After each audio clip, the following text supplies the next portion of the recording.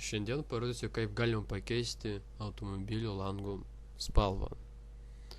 Tai pasirenkam paveikslėlį ir padarom New Layer. Pasirenkam dabar Polygon Class and Tool ir maždaug šitaip apibrėžiam langus. Dabar einam į Gradient Tool. Žinom, kad pas mus kad būtų jau juoda spalva. Dabar ten, kur buvom padarę New Layer, nuėmam aketą. Taip, einam į Select ir Deselect. Ok. Dabar ir vėl pasirenkam Polygon Class and Tool ir gražiai apibrėžiam langus.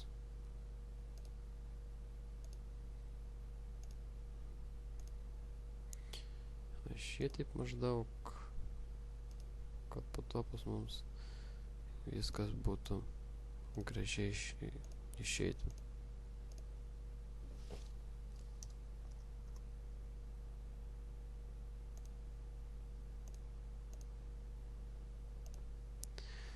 Ir kad kitą langą apibrėžti, tai reikia spausti ant klavišo Shift.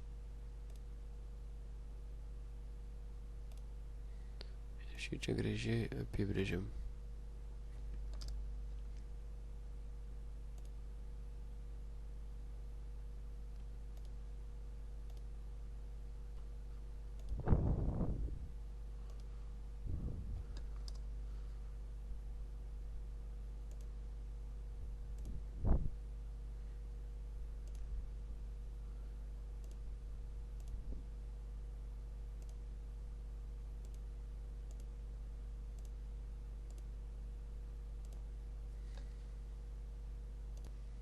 Taip, kai jau apibrėžim, tai ten, kur buvom padarę New Layer, uždedam tą aketą.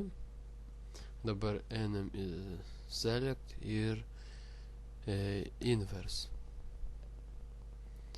Ir paspaudžiam ant klavišų yra tokia mygtukai kaip Backspace.